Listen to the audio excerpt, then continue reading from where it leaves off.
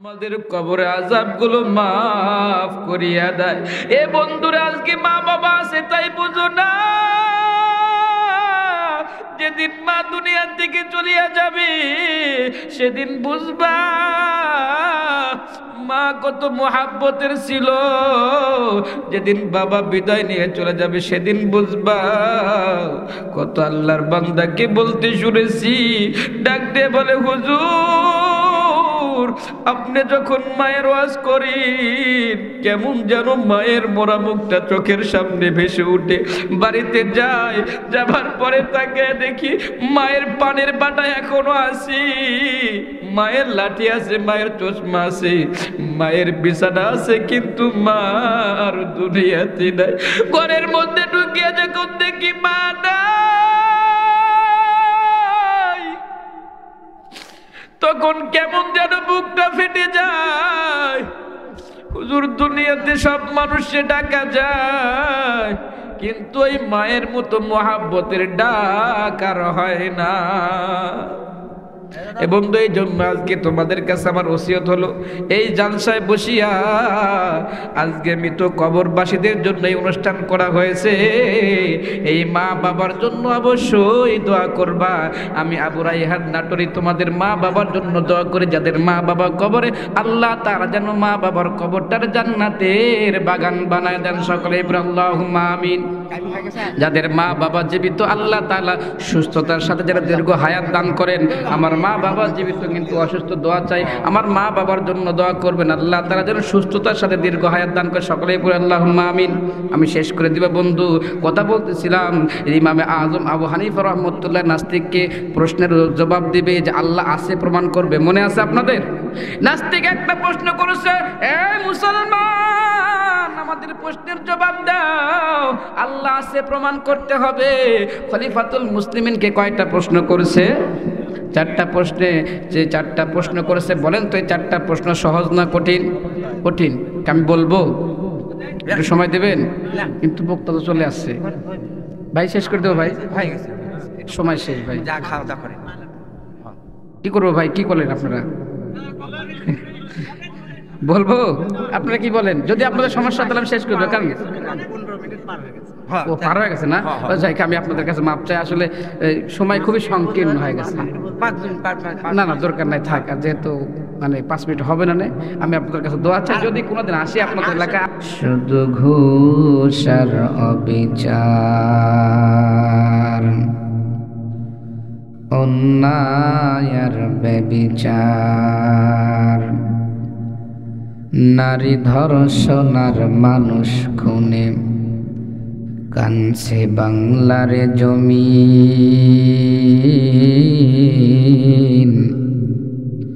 বিদায় হতে চলেছে নবীজির রক্তে মাখা দিন। কে বহালো দিবস রাতে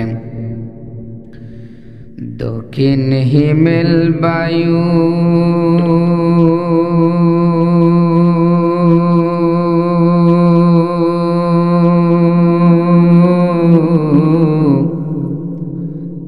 কোথা থেকে পেলি রে তুই তোর জীবনের আয়ু? মাঠের পরে কে বিছালো সবুজ শ্যামল ছবি?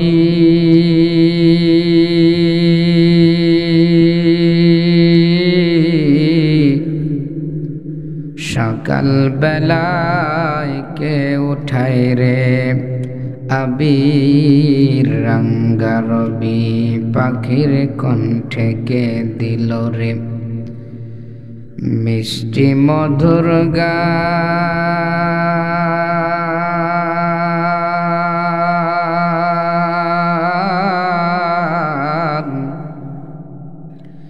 ভেবে চিনতে বলো মানব, এসব আল্লাহ তাআলার দান। কালেমা পড়ি লা ইলাহা ইল্লাল্লাহ, লা ইলাহা, সবাই পড়ি লা ইলাহা ইল্লাল্লাহ, লা ইলাহা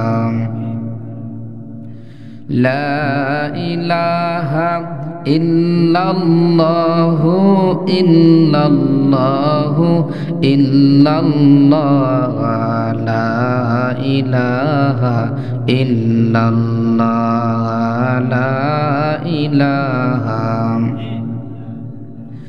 সকাল বেলা গাছের ডালে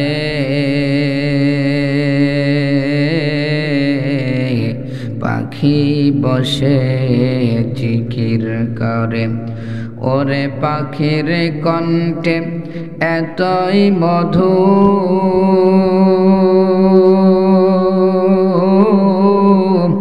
ওরে পাখির কণ্ঠে এতই জাদু ঢেলে দিয়েছেন আল্লাহ। লা ইলাহা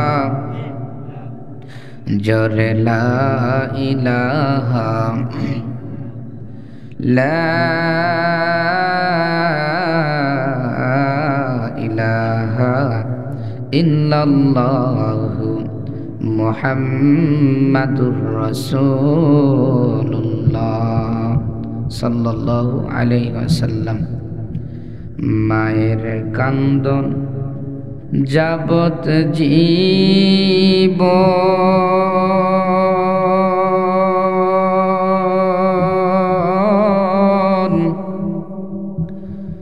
2-4 মাস বনের কান্দন রে,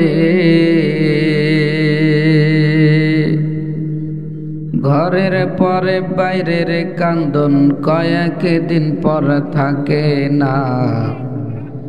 বুকের দরদি আমার জনম দুঃখী মা, গর্ভধারণী মা জনম দুঃখিনী মা, বুকের দরদি আমার জনম দুঃখী মা। মায়ের কান্দন যাবত জীবন,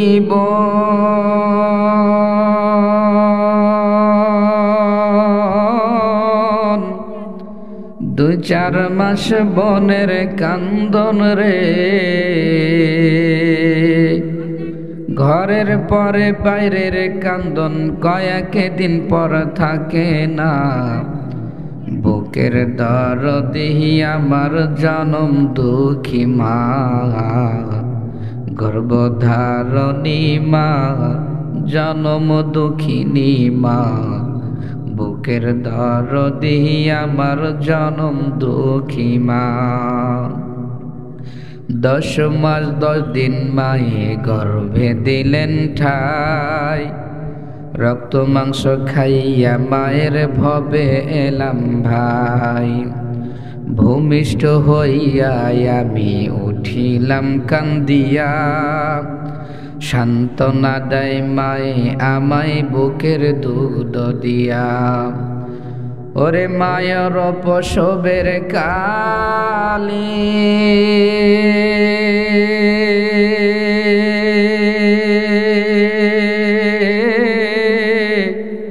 বুক ভেসে যায় নয়ন জলে রে,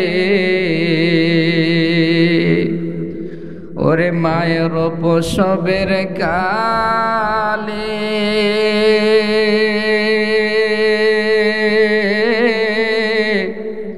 বুক ভেসে যায় নয়ন জলে রে। সন্তানের লইয়া কোলে ভুলে দুঃখ যন্ত্রণা, বুকের দরদি আমার জনম দুঃখী মা, গর্ভধারণী মা জনম দুঃখিনী মা, বুকের দরদি আমার জনম দুঃখী মা।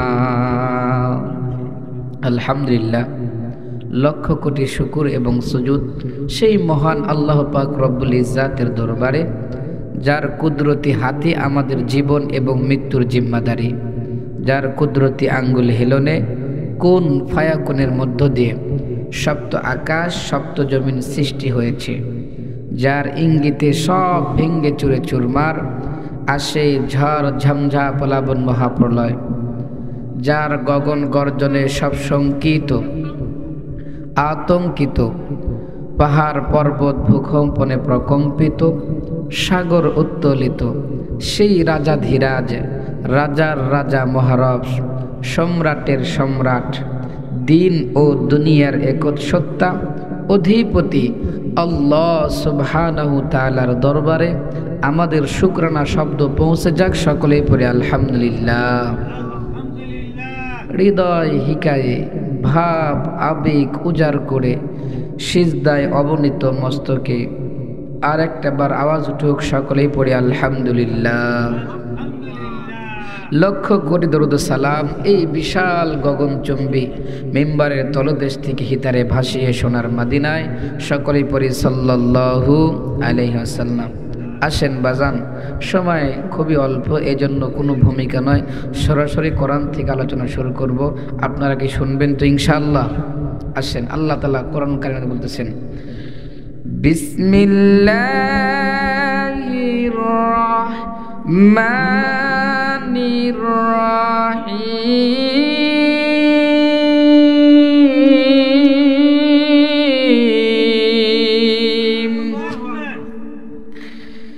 আলিফ লাম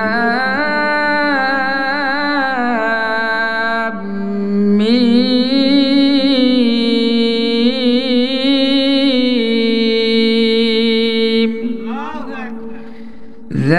যালিকাল কিতাবু লা রাইবা ফীহি হুদাল লিল মুত্তাকিন।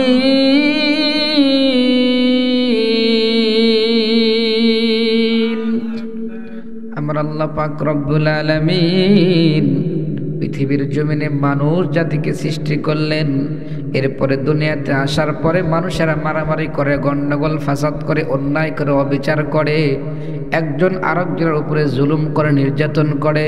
আমার মালিক আমাদেরকে ডাক দিয়ে বললেন, এই বান্দার দল, আমি আল্লাহ তাআলা তোমাদেরকে জীবন বিধান হিসাবে একটা কিতাব দিয়ে দিলাম, যে তোমরা দুনিয়াতে যাবার পরে তোমরা যা ইচ্ছা তাই করতে পারবা না। এজন্য আমাদেরকে দিক নির্দেশন হিসাবে আমার মালিক আমাদের জীবন বিধান হিসাবে একটা কিতাব দিয়েছে, যে কিতাবের নাম হলো আল কোরআন। কথা বলেন ঠিক কিনা? এ বন্ধু,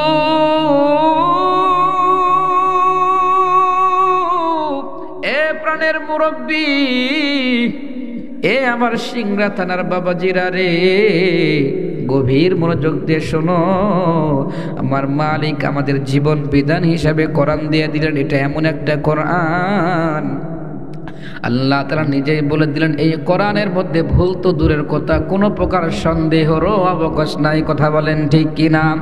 আজ পর্যন্ত অনেক ইহুদি খ্রিস্টান বেঈমানরা পৃথিবীর জমিনে এসেছে, কোরআনের ভুল বাহির করতে চেয়েছে, কেউ কোরআনের ভুল বাহির করতে পারে নাই। কিয়ামত পর্যন্ত কেউ পারবে না, কোনো বাপের বেটার হিম্মত হবে না। কথা বলেন ঠিক কিনা? আমার মালিক কোরআনুল কারীম আমাদের জীবন বিধান হিসেবে দিয়ে দিলেন। এই কোরআনকে আপনি যেই প্রশ্ন করবেন সেই প্রশ্নের উত্তরই পেয়ে যাবেন। কথা বলেন ঠিক কিনা?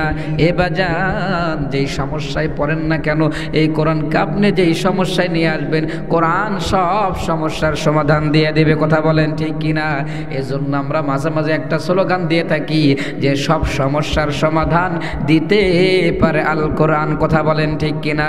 এই স্লোগানটা আমি এখন দিতে চাচ্ছি, আপনাকে দিতে পারবেন? সব সমস্যার সমাধান। বিশ্বাস হয় না? সন্দেহ হয়? সকল সমস্যার সমাধান কোরআন দিতে পারে। এ বন্ধু, আমি বললাম সব সমস্যার সমাধান, তোমরা বললে যে দিতে পারে আল কোরআন। কোরআনের পক্ষে আজকে এই পৃথিবীর জমিনে স্লোগান দিয়েছো বা দিবে, তো কিয়ামতের ময়দানে কোরআন তোমার পক্ষে দাঁড়াবে। নবীজি সাল্লাল্লাহু আলাইহি সাল্লাম বলেছেন, আল কুরআনু হুজ্জাতুন লাকা ওয়া আলাইকা, কোরআন তোমার পক্ষে অথবা বিপক্ষে দাঁড়াবে। যদি পৃথিবীর জমিনে কোরআনের পক্ষ থেকে কোরআনের আওয়াজ তুলে কোরআনের বিজয় স্লোগান যদি দিতে পারো বন্ধু, কিয়ামতের ময়দানে এই কোরআন তোমার পক্ষে সাক্ষী হয়ে আল্লাহর জান্নাতে পাঠিয়ে দেবে। কথা বলেন ঠিক কিনা? এজন্য সবাই একটু দুই হাত উঁচু করে বলবেন, সব সমস্যার সমাধান এ বন্ধু, সব সমস্যার সমাধান, সব প্রশ্নের উত্তর কোরআন দিতে পারে, কথা বলেন ঠিক কিনা? একবার কয়েকজন কাফের খলিফাতুল মুসলিমিন হযরত ওমরে ফারুক রাদিয়াল্লাহু তাআলা আনহুর কাছে গেলেন। ওমরে ফারুক রাদিয়াল্লাহু তাআলা আনহুর কাছে যাবার পরে যাইয়া ডাকতে বলতেছে, এই খলিফাতুল মুসলিমিন হযরত ওমর, আমরা কাফেররা তোমাকে 4টা প্রশ্ন করব, একটু আওয়াজ দিয়ে বলুন না কয়টা প্রশ্ন করবে? 4টা প্রশ্ন করব। এই খলিফাতুল মুসলিমিন হযরত ওমর, শোনো, তুমি যদি আমাদের 4টা প্রশ্নের উত্তর দিতে পারো তাহলে পর আমরা তোমার হাতে হাত দিয়া কালিমার মালা গলায় পরে নিব, জোরে কোন সুবহানাল্লাহ। আর খলিফাতুল মুসলিমিন, শোনো, তুমি যদি আমাদের 4টা প্রশ্নের উত্তর তোমাদের কোরআন থেকে না দিতে পারো তাহলে তুমি কি করবে বলো? খলিফাতুল মুসলিম হযরত ওমর ফারুক রাদিয়াল্লাহু তাআলা রাগীব মানুষ ছিলেন, কথা বলেন ঠিক কিনা? রাগ করে ডাকতে বলতেছে, এত বড় কথা, যাও, আমিও বললাম আমার কোরআন থেকে যদি তোমাদের 4টা প্রশ্নের উত্তর যদি আমি না দিতে পারি তাহলে পর আমি ওমর বললাম আমিও ইসলাম ছেড়ে কাফের হয়ে যাব, জোরে কোন নাউজুবিল্লাহ। এ সোনার যুবক,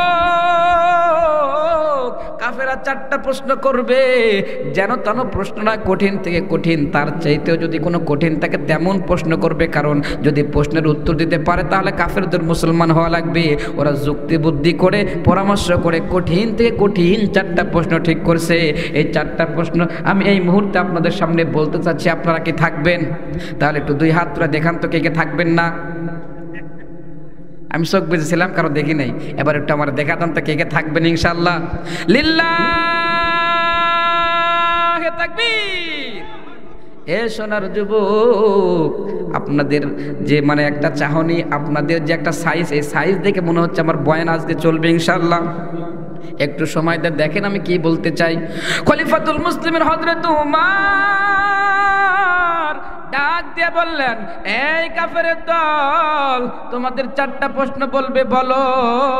আমি খলিফাতুল মুসলিমিন তোমাদের 4টা প্রশ্নের উত্তর কোরআন থেকে দিয়ে দিব। এ বন্ধু, এ বাবাজি, এ মুরব্বী, এ সোনার যুবক, গভীর মনোযোগ দিয়ে একটু শোনো। খলিফাতুল মুসলিমিন হযরত ওমর ডাক দিয়ে বললেন, এই কাফেরের দল, ঠিক আছে, তোমাদের 4টা প্রশ্ন বলো। এ বন্ধু, এবার কাফেররা ডাক দিয়ে বলতেছে, আমাদের 1 নাম্বার প্রশ্ন হলো, এই পৃথিবীর জমিনে এমন কোন 2 ভাই ছিল যে 2 ভাই একসাথে পৃথিবীর জমিনে জন্মগ্রহণ করেছে, একসাথে মৃত্যুবরণ করেছে, কিন্তু কিতাব বলে, ইতিহাস বলে, ওই 2 জন ভাই একজনের চাইতে আরেকজন 100 বছরের বড়। একটু আওয়াজ দিয়ে বলেন না কত বছরের বড়?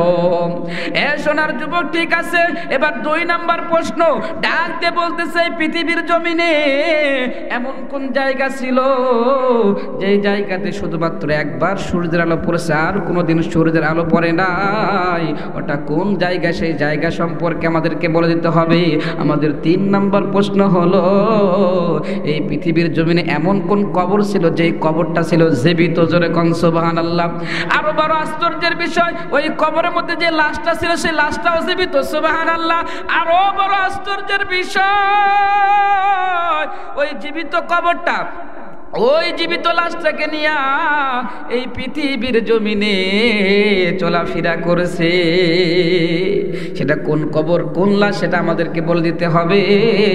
আমাদের 4 নম্বর প্রশ্ন হলো, এই পৃথিবীর জমিনে এমন কোন কারাগার, এমন কোন জেলখানা আছে যে জেলখানার মধ্যে কয়েদিকে বাহির থেকে কোনো খাবার দেওয়া যায় না, এবং ওই জেলখানার মধ্যে যে কয়েদি থাকে ওই কয়েদি নিঃশ্বাস ফালাইতেও পারে না, নিঃশ্বাস নিতেও পারে না। কিন্তু বড় আশ্চর্যের বিষয় হলো, ওই জেলখানার মধ্যে কয়েদি জীবিত থাকে। এটা কোন জেলখানা, কোন জায়গায় অবস্থিত আমাদেরকে বলতে হবে। যেই মাত্র কাফেরা 4টা প্রশ্ন করছে, খলিফাতুল মুসলিমিন হযরত ওমরের মাথা ঘুরে গেছে। কারণ যে 4টা প্রশ্ন করছে, আপনারা একটু বলেন তো, এই 4টা প্রশ্ন কি সহজ না কঠিন? সবাই বলেন, সহজ না কঠিন? কঠিন কি যেন তেন কঠিন? কঠিনের চাইতে যদি কিছু কঠিন থাকে এমন কঠিন কথা বলেন ঠিক কিনা? এ বন্ধুরে আবারও বলতেছি, খলিফাতুল মুসলিমিনকে কাফেররা 4টা প্রশ্ন করেছে। একটা আওয়াজ দিয়ে বলেন না কয়টা প্রশ্ন করেছে?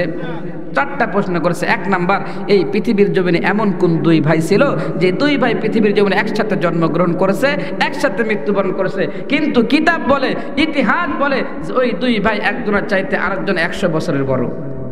2 নাম্বার প্রশ্ন, এই পৃথিবীর জমিনে এমন কোন জায়গা ছিল যে জায়গাতে সূর্যের আলো শুধুমাত্র একবার পড়ছে আর কোনোদিন সূর্যের আলো পড়ে নাই, অতএব সেই জায়গা সম্পর্কে আমাদেরকে বলতে হবে। 3 নাম্বার প্রশ্ন করেছে, এই পৃথিবীর জমিনে এমন কোন কবর ছিল যে কবরটা ছিল জীবিত, কবর মধ্যে লাশটা জীবিত, এবং ওই জীবিত কবর জীবিত লাশটাকে নিয়ে পৃথিবীর জমিনে চলাফেরা করেছে। 4 নাম্বার প্রশ্ন করেছে যে এই পৃথিবীর জমিনে এমন কোন জেলখানা যে জেলখানার মধ্যে মানুষকে খাবার দেওয়া যায় না, বাহির থেকে খাবার দেওয়া যায় না, এবং তার মধ্যে নিঃশ্বাস ফালাইতেও পারে না, নিঃশ্বাস নিতেও পারে না, কিন্তু মানুষ থাকে জীবিত। যেরকম সুবহানাল্লাহ। এ বন্ধু, খলিফাতুল মুসলিমিন হযরত ওমর এই 4টা প্রশ্নের উত্তর দিয়ে দিবে। আমি আবু রাইহান নাটোরে আপনাদের সামনে 4টা প্রশ্নের উত্তর দিয়ে দেব। আপনারা কি শুনবেন তো ইনশাআল্লাহ? থাকবেন তো ইনশাআল্লাহ? শেষ পর্যন্ত থাকবেন তো? এ বন্ধু, এই কাফেরেরা মাঝে মাঝে আমরা হুজুরদেরকেও মাঝে মাঝে উল্টা পাল্টা প্রশ্ন করে, কথা বলেন ঠিক কিনা? অনেক মানুষ এমন আছে আমাদেরকে ঠেকানোর জন্য অনেক প্রশ্ন করে বসে। একবার একজন কাফের, একবার একজন নাস্তিক এরকম ভাবে মুসলমানদের দিকে আঙ্গুল তুলে ডাক দিয়ে বলতেছে, এই মুসলমান, তোমরা নাকি এক আল্লাহকে মানো, তোমাদের আল্লাহ নাকি কোরআনের মধ্যে বলেছে উল হুয়াল্লাহু আহাদ আল্লাহুস সামাদ, তোমাদের আল্লাহ নাকি বলেছে তিনি নাকি এক, তোমরা নাকি এক আল্লাহকে মানো।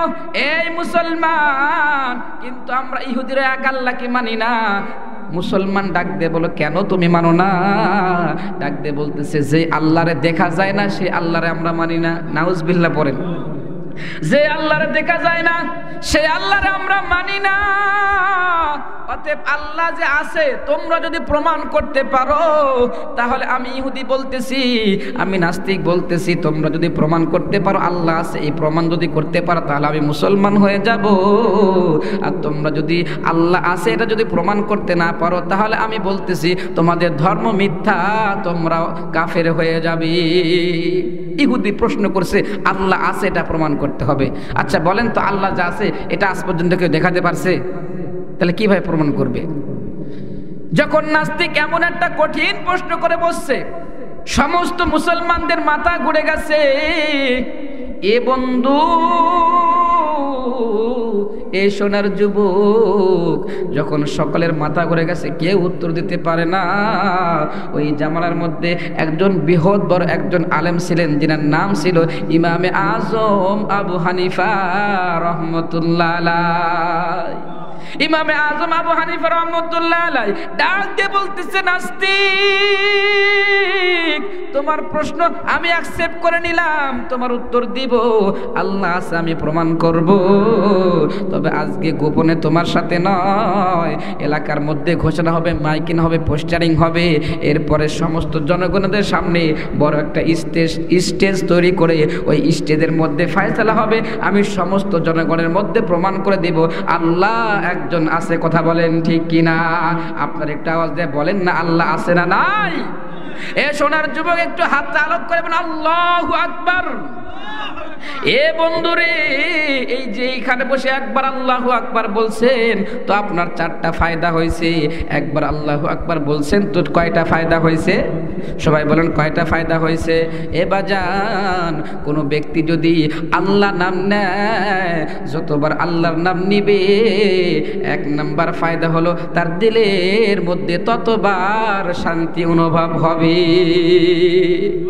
আল্লাহর নাম আপনি যতবার নেবেন ততবার আপনার দিলের মধ্যে শান্তি আসবে। কথা বলেন ঠিক কিনা? এ বন্ধু, 2 চোখে অনেকগুলো দেখছি, পেপার পত্রিকা ফেসবুক ইন্টারনেট সব জায়গায় দেখেছি, অনেক মানুষ আছে বিশাল বড় অট্টালিকার মালিক, কোটি কোটি টাকা তার ব্যাংকে, তারপরেও দেখা যায় শান্তি খুঁজতে বের হয়ে গেছে, শান্তি পায় না, তো ওই বিল্ডিং এর উপর থেকে লাফ দিয়ে পড়ে দুনিয়ার থেকে ডিলিট হয়ে যায়। কথা বলেন ঠিক কিনা? কেন? কারণ তার মনের মধ্যে শান্তি নাই, টাকা পয়সার মধ্যে শান্তি পাওয়া যায় না। শান্তি তো কেবলমাত্র আমার আল্লাহ নামের মধ্যে আছে। কথা বলেন ঠিক কিনা? পাইবি যদি সেই শান্তি তুই ওরে পাইবি যদি সেই শান্তি তুই, ওরে জিকির করে দেখ নিরালায়, 10 তলাতে নাই রে শান্তি, শান্তি আছে জিকরুল্লাহ। আল্লাহু আল্লাহ আল্লাহু আল্লাহ। আসমানে আল্লাহ, জমিনে আল্লাহ, পাহাড়ে আল্লাহ, সাগরে আল্লাহ, আল্লাহু আল্লাহ আল্লাহু আল্লাহ। এ বন্ধু, তাহলে কোন বান্দা যদি আল্লাহ নাম নেয়, 1 নাম্বার ফায়দা হবে, যতবার আল্লাহর নাম নেবে ততবার দিলের মধ্যে শান্তি লাগবে। কথা বলেন ঠিক কিনা? এই জন্য শান্তি যদি পেতে চাও, সকাল সন্ধ্যা সদা সর্বদাই এই জবানে আল্লাহর নামটা জারি করে নাও। আল্লাহর নাম যত জপবেন তত দিলের মধ্যে শান্তি হবে। এমনকি যাদের হার্টের প্রবলেম আছে, হার্টের সমস্যা, তারা যদি আল্লাহর নামের জিকির করে তো আল্লাহর রহমতে, আল্লাহর বরকতে তাদের হার্টের সমস্যা দূর হয়ে যাবে। জোরে কোন সুবহানাল্লাহ। ইন্ডিয়ার মধ্যে আমাদের বাংলাদেশের একজন মুসলমান গেছে চিকিৎসা করার জন্য। ইন্ডিয়ার ডাক্তারের কাছে যাবার পরে ডাক দিয়ে বলতেছে, ও ডাক্তার, আমার হার্টের সমস্যা, আমি আপনার কাছে চিকিৎসা দিতে চাই। ডাক দিয়ে বলতেছে, তুমি কি মুসলমান? বলে হ্যাঁ আমি মুসলমান। কোথা থেকে আসছো? বলে বাংলাদেশ থেকে আসছি। ডাক দিয়ে বলতেছে, এই মুসলমান, আসলে হার্টের চিকিৎসা তো আমার কাছে নাই, হার্টের চিকিৎসা তো তুমি মুসলমান তোমার কাছেই রয়ে গিয়েছে। ডাক দিয়ে বলতেছে, কেমন করে? আপনি কি বলতে চান? আমার কাছে কেমন করে হার্টের চিকিৎসা? আমি তো স্কুলেই যাই না, আমি লেখাপড়াই করি না, আমি ডাক্তারই জানি না। ডাক দিয়ে বলতেছে, এই মুসলমান, তোমরা কি জানো না আমার মালিক আল্লাহ পাক রব্বুল আলামিন কোরআনুল কারীমের মধ্যে বলে দিয়েছেন, ওয়ালা যিকরুল্লাহি আকবার। আল্লাহ তাআলা কোরআনের মধ্যে বলেছেন, আলা বিযিকরুল্লাহি তাতমাইন্নুল কুলুব। আমার আল্লাহ কোরআনের মধ্যে বলেন, একমাত্র অন্তরের শান্তি হলো আল্লাহর জিকিরের মধ্যে। একটা আওয়াজ দিয়ে বলেন, অন্তরের শান্তি কার মধ্যে? আল্লাহর জিকিরের মধ্যে। এবার ডাক্তার ডাক দিয়ে বলতেছে, মুসলমান রে, আল্লাহর জিকিরের মধ্যে শান্তি আছে। তোমার হার্টের যদি চিকিৎসা করতে হয়, তুমি বেশি বেশি আল্লাহর নামে জিকির করো, তোমার হার্টের সমস্যা দূর হয়ে যাবে। এজন্য যাদের সমস্যা, বুকের সমস্যা আছে, তারা বেশি বেশি আল্লাহ জিকির করবেন। যদি বিশ্বাস নিয়ে জিকির করতে পারেন, ইনশাআল্লাহ আমি বলে গেলাম যে অবশ্যই আপনার বুকের সমস্যা আল্লাহ তাআলা দূর করে দিবেন। জোরে কোন সুবহানাল্লাহ। এজন্য আল্লাহ নামের যতবার আল্লাহর নাম নিবেন, যতবার আল্লাহ নামের জিকির করবেন, ততবার 1 নাম্বার ফায়দা হলো দিলের মধ্যে শান্তি লাগবে। কথা বলেন ঠিক কিনা? লাগে কি লাগে না? মিথ্যা কথা বলতেছি আমি? বিশ্বাস না হলে সকালে একটু উঠে, যখন সবাই ঘুমিয়ে আছে, কেউ জাগনা নাই, যদি পারেন তাহাজ্জুদের সময় উঠে একটু আল্লাহ নামে জিকির করেন, তো দেখবেন যে কি মজার, কি শান্তি।